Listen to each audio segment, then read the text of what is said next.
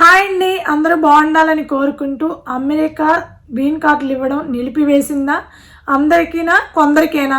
ఈ విషయం గురించి క్లుప్తంగా మాట్లాడుకునే ముందు ఒక చిన్న రిక్వెస్ట్ అండి. మీరు ఈ వీడియో చూస్తుంటే కనుక దయచేసి ఒక లైక్ చేయండి, షేర్ చేయండి, తప్పకుండా సబ్స్క్రైబ్ అయితే చేసుకోండి.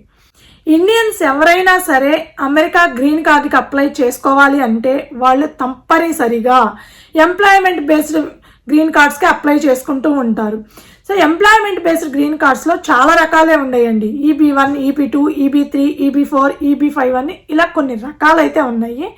సో EB1 కింద ఎవరు అప్లై చేసుకోవచ్చు అని అంటే L1 వీసా మీద, అంటే కంపెనీ ఇంటర్నల్ ట్రాన్స్ఫర్ ద్వారా L1 వీసా మీద ఇక్కడికి వచ్చిన వాళ్ళు కానీ, లేదంటే ఏదైనా యూనివర్సిటీస్లో ప్రొఫెసర్స్గా చేసేవాళ్ళు కానీ, లేదా హెల్త్ కేర్ డిపార్ట్మెంట్ అంటే మెడికల్కి సంబంధించిన వాళ్ళు కానీ, ఇలాంటి వాళ్ళందరూ EB1 కింద అప్లై చేసుకోవచ్చు. సో సెకండ్ది EB2, EB3 అనేది ఆల్మోస్ట్ సేమేనండి. వర్క్ వీసా మీద ఎవరైతే అమెరికాకు వస్తున్నారో వాళ్ళందరూ EB2 ఆర్ EB3 కింద అప్లై చేసుకోవచ్చు. సో ఒకసారి EB2 ముందుకు వెళ్తే క్యూ, ఒకసారి EB3 ముందుకు వెళ్తూ ఉంటుంది. సో ఎవరైనా సరే ఇండియా నుంచి H1B వీసా మీద వస్తే కనుక వాళ్ళు EB2 ఆర్ EB3 కేటగిరీస్ కింద అప్లై చేసుకుంటూ ఉంటారు. సో నెక్స్ట్ది EB4 అంటే మనకి ప్రీస్టులు, అంటే మనకి రిలీజియస్ వర్కర్స్ ఉంటారు కదండి, అలాంటి వాళ్ళు, గుళ్ళల్లో పూజారులు కానీ ఇలాంటి వాళ్ళు అప్లై చేసుకోవచ్చు అనమాట. EB5 అంటే ఇన్వెస్టర్ వీసా, మనం అమెరికాలో ఇన్వెస్ట్ చేసుకున్న వాళ్ళకి ఇన్వెస్టర్ వీసా కింద EB5 వీసా కింద అప్లై చేసుకుంటూ ఉంటారు గ్రీన్ కార్డుకి. సో ఇలా ఎవరైనా సరే ఇండియా నుంచి వచ్చిన వాళ్ళు గ్రీన్ కార్డుకి అప్లై చేసుకోవాలంటే వాళ్ళ వీసాలని బట్టి ఆ కేటగిరీస్లో అప్లై చేసుకుంటూ ఉంటారు.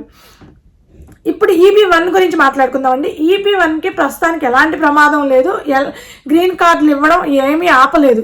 కాకపోతే చాలా ఎక్కువగా క్యూ అయితే పెరిగిందండి. అప్లికేషన్స్ చాలా హ్యూజ్గా అప్లై చేస్తున్నారు EB1 కేటగిరీ కింద. అందువల్ల ఎవరైనా సరే EB1 కేటగిరీ కింద ఇప్పుడు అప్లై చేస్తే వాళ్ళకి 4 నుంచి 5 సంవత్సరాలు పట్టే అవకాశం ఉంది గ్రీన్ కార్డు రావడానికి.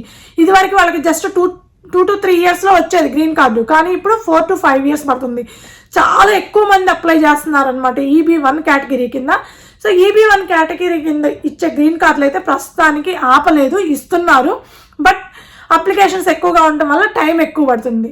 నెక్స్ట్ది EB2, EB3 ఈ 2 కేటగిరీస్ కింద ఎక్కువగా అప్లై చేసుకునేది నేను ఇందాక చెప్పినట్లు H1B కేటగిరీ కింద వచ్చిన వాళ్ళు, లేదా F1 మీద వచ్చి H1Bకి టర్న్ అయిన వాళ్ళు కానీ, ఇలాంటి వాళ్ళు EB2, EB3 కింద అప్లై చేసుకుంటూ ఉంటారు. ప్రస్తుతానికైతే EB2 క్యూ అయితే కంప్లీట్గా ఆపేయడం జరిగిందండి. EB2 కింద ఎవరైతే అప్లై చేసుకొని ఉన్నారో వాళ్ళకైతే ప్రస్తుతానికి గ్రీన్ కార్డులు ఇవ్వడం ఆపేయడం జరిగిందనమాట. ఇది ఎప్పటి వరకు అంటే October 1 వరకు. October 1 తర్వాత మళ్ళీ స్టార్ట్ చేస్తారు ఇవ్వడం. కాకపోతే ఈ 4 రోజులు కంప్లీట్గా ఆపేశారు గ్రీన్ కార్డులు ఇవ్వడం. అది కూడా ప్రజెంట్ EB2 క్యూలో ఉన్నది 2013లో గ్రీన్ కార్డుకి అప్లై చేసిన వాళ్ళు, అంటే 2013కే I-140 కంప్లీట్ అయిన వాళ్ళు, అంటే లాస్ట్ 12 ఇయర్స్ నుంచి గ్రీన్ కార్డు అప్లికేషన్ క్యూలో ఉన్న వాళ్ళు ప్రస్తుతానికైతే ఆపేయడం జరిగింది. 2025 October 1 తర్వాత మళ్ళీ ఆ క్యూని అప్లికేషన్స్ అన్నిటినీ రివ్యూ చేసి గ్రీన్ కార్డులు అయితే ఇష్యూ చేసే అవకాశం ఉందట. ఎందుకు ఇలా ఆపేశారు EB2 కింద అప్లై చేసిన వాళ్ళని అని అంటే వాళ్ళకి ఒక పర్సంటేజ్ ఉంటుందండి. ఎవ్రీ ఇయర్ EB2, EB3 వాళ్ళకి ఒక పర్సంటేజ్ ఉంటుంది గ్రీన్ కార్డులు ఇష్యూ చేసే పర్సంటేజ్, అది 28.6%. సో ఆ పర్సెంట్ అయితే కంప్లీట్ అయిపోయిందంట. ఎవ్రీ ఇయర్ ఇవ్వాల్సిన ఆ కేటగిరీ కింద EB2 కేటగిరీ కింద ఎన్నైతే అప్లికేషన్స్కి గ్రీన్ కార్డులు ఇవ్వాలో అవి మొత్తం ఇవ్వడం జరిగిపోయిందంట. ఈ సంవత్సరానికి అయిపోయిందంట. దానికి ఇవ్వాల్సిన కేటగిరీ కింద ఎన్నైతే ఇవ్వాలో అవి మొత్తం ఇచ్చేసారంట. సో అందుకని టెంపరీగా EB2 కింద ఎవరైతే అప్లై చేసుకున్నారో వాళ్ళవి మాత్రం ఆపేయడం జరిగింది గ్రీన్ కార్డులు ఇవ్వడం. EB3 కింద వాళ్ళవి ప్రస్తుతానికి అయితే రివ్యూ చేస్తుంది 2012లో అప్లై చేసిన వాళ్ళండి, అంటే గత 13 సంవత్సరాల నుంచి గ్రీన్ కార్డు క్యూలో ఉన్న వాళ్ళవి. ఇది EB3 లైన్ క్యూ అనేది కొంచెం స్లో అయ్యిందండి.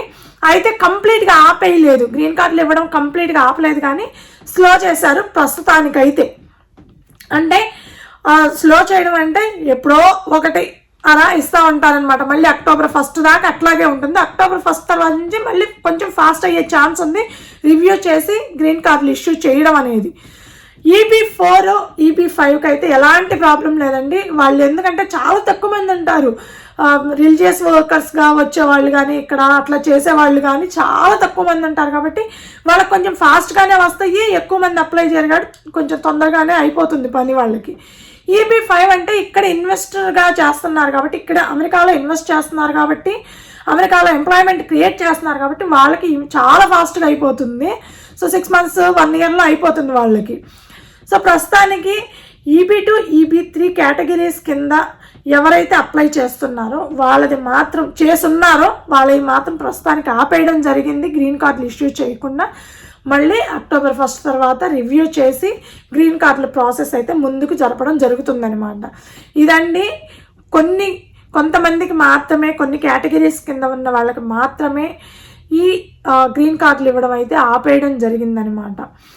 సో ఇదండి గ్రీన్ కార్డుల సంగతి. ఈ వీడియో మీకు నచ్చుంటే కనుక దయచేసి ఒక లైక్ చేయండి, షేర్ చేయండి, తప్పకుండా సబ్స్క్రైబ్ అయితే చేసుకోండి. Thank you.